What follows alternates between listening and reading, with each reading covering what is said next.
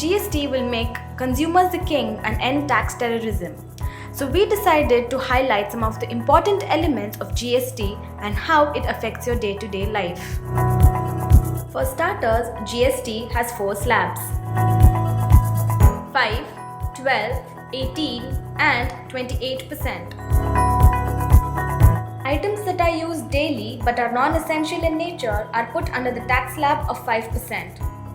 Economy air travel is set to become slightly cheaper with a tax drop from 6% to 5%. Processed food are set to become substantially cheaper as their tax rate drops from the current 15% to 5%. Tea, coffee and masala are going to become slightly more costly. Items that are non-essential but are used by a great number of people are put under the tax slab of 12%. Business class passengers will need to shell out more for their in-flight comforts. Cheaper hotels with tariffs between Rs 1,000 to Rs 2,000 will become substantially cheaper, as will non-AC restaurants, which will see a 10% tax reductions. Nearly 81% of all goods and services are taxed at this bracket of 18%.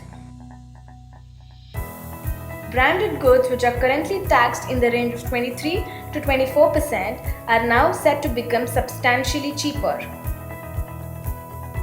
as are personal care products like toothpaste and soaps, which will see a drop in taxes by 6 to 10% depending on the product in question.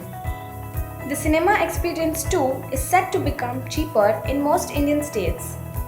Medium range hotels priced between Rs 2,000 to Rs 5,000 are also set to become cheaper. Insurance premiums and mobile charges are about to get a little more expensive.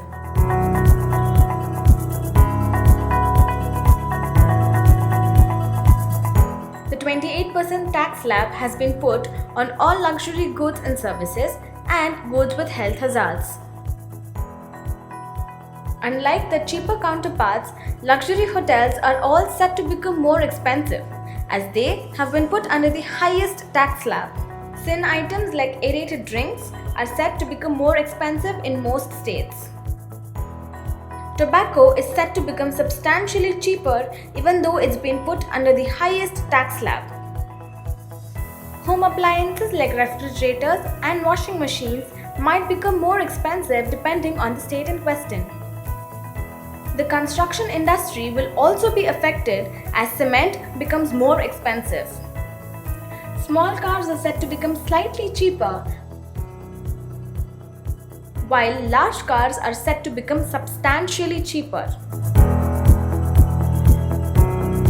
There are also particular items exempt from the tax base. These include milk, cereals, meat, food grains like wheat and rice, Hajj Yatra, goods for puja, metro travel, education and healthcare. This new regime seeks to subsume all central indirect levies and state taxes to create a single pan-India market.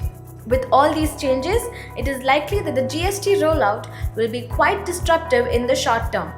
Let us hope that the government can manage this better than the previous disruptions. The result in the long term should certainly be worth all the trouble.